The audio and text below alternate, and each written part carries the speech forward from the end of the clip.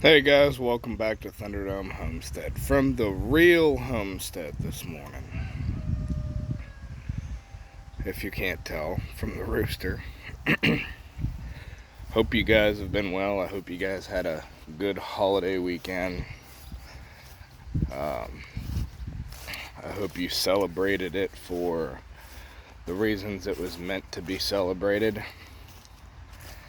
And I hope not only did you enjoy your burgers, your beer, your weekend out on the boat, but you also kept in mind the reason we celebrate that holiday, Memorial Day. Alright, let's let the birds out, huh? Here at the Quack House. Come on out.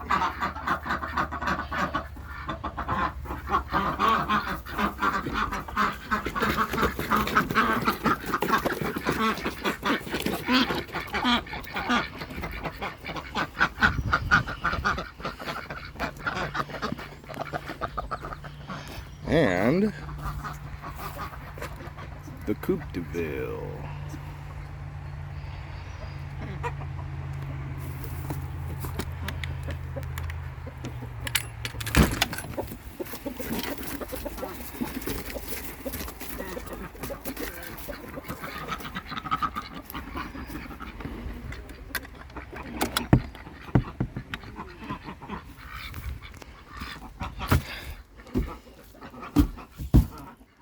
And one so far. I'll come back and get that later. So guys, while I'm showing you some of the things that I've gotten done around here lately, I wanted to talk with you about SHTF. Shit hits the fan, Teotihuacan, whatever you want to call it. We're already in it, folks. We've been in it for quite some time. And just because it wasn't some large, grandiose event that happened all of a sudden, doesn't mean we're not there. And we should all be treating every day, not even just as a gift from God, because it really is, but we should be treating it as a prime opportunity to better our position and our stance. Because yes, it's been a very slow, grueling process. And some of you, like me, may be experiencing a little burnout. I mean, I've been prepping hard for a couple of years on top of what I had done previous to COVID. But I stepped things up drastically after COVID and around that time. I figured it was time to get serious. And even though a lot of the things that we thought were going to be big turned out to be nothing burgers, and some of the things that we didn't think were possible happened, it's just a matter of pushing through and staying steady. But here we go. So I didn't pay a single dime to build this. Well, I lied. I bought one 4x4 and a couple bags of concrete. But this is my sheep shed, because if you can't tell, I'm putting in pasture to get sheep. And if you had seen a previous video of mine telling me, or me telling you, sorry, to build things, this is one of the things I built. This is a hay feeder. So what I can do is I can, where I store my hay and straw over here, I can just walk over here, snip the baling twine, throw it over the fence right into here, and they can eat.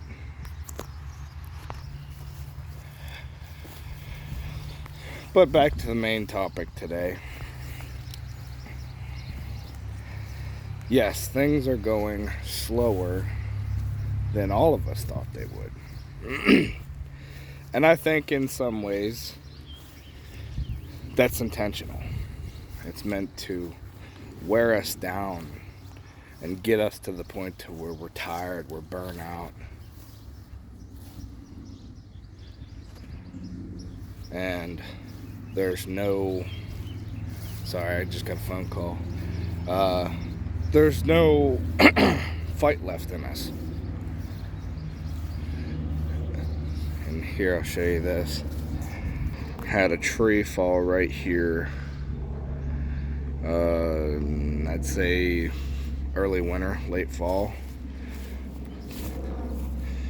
And I processed it up into firewood here about, I don't know, took me, what, 2 hours or so?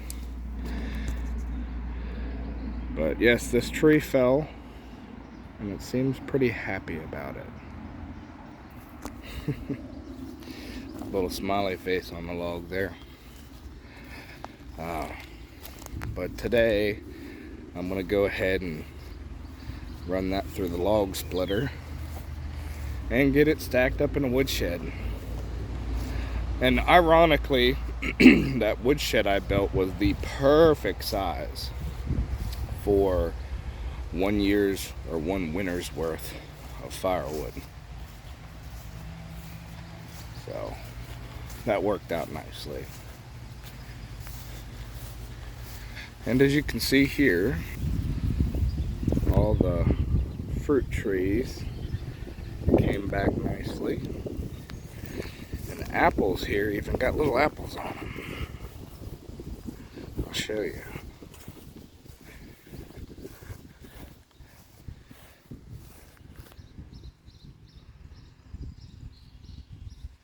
So I might get a few apples this year. That's exciting. And nothing on the plums besides leaves, but that's okay.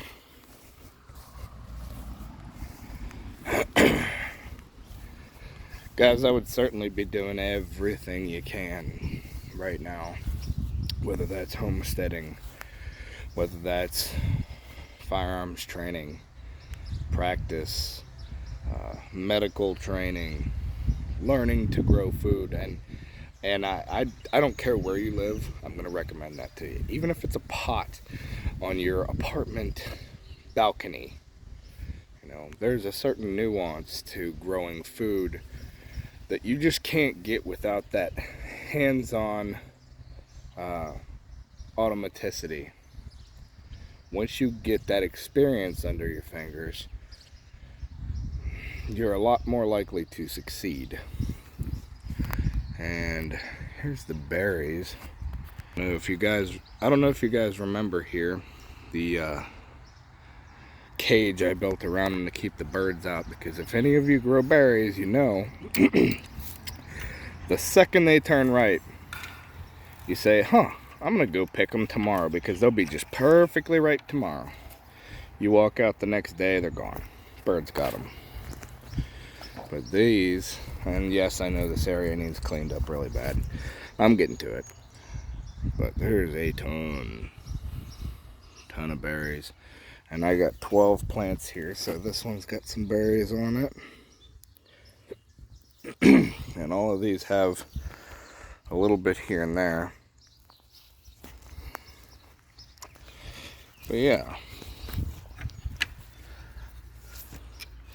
Sorry if I'm a little ADHD this morning. I'm trying to get 2 birds stoned at once here. And my grapes, they're doing alright. I threw some compost on them that had come out of my compost tumbler I built. I threw that on them, so hopefully they will start to perk up a little bit and start trellising this arbor I built for them. But yes, guys, whatever you can do right now, do it. Because although any prepping channel you watch is going to tell you that we're running out of time, none of us really know exactly how much time we have left, but we all do know and agree on the fact that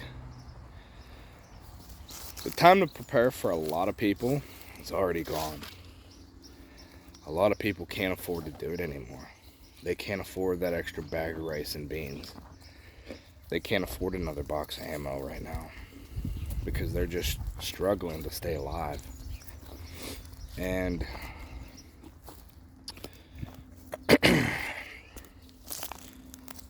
that slow process takes a big part of that. Wearing people down slowly like that is another good way to dwindle resources. And with dwindling resources, a lot of people, they can't do it anymore. So if you are still in the position to where you can, you'd be a fool not to. Do whatever you can, because we're already in SHTF, whether people like to think it or not. And, oh, looky here.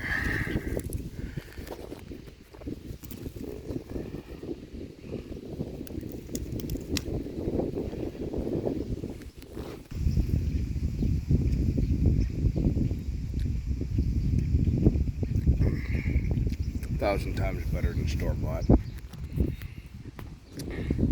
Way better for you too. But if you're not doing all the things, working as hard as you possibly can, you may be wasting and squandering one of the biggest opportunities of your life.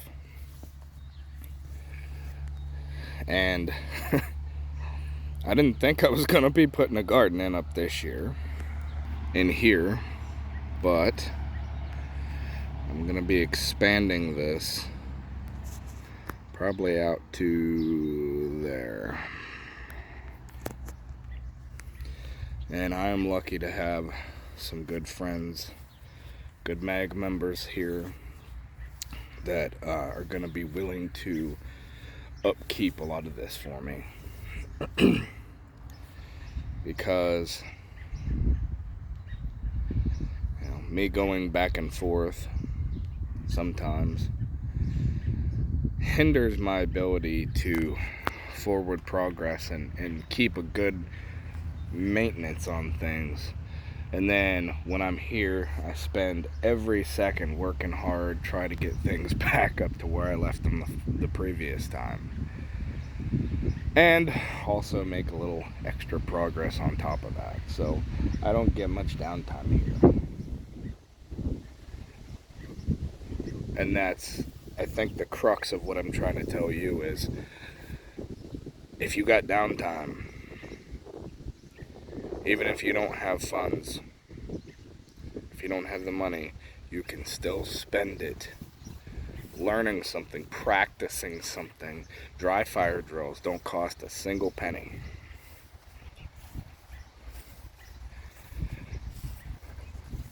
And they even have stuff specifically for dry fire drills that show you where the round would hit. I think it's called I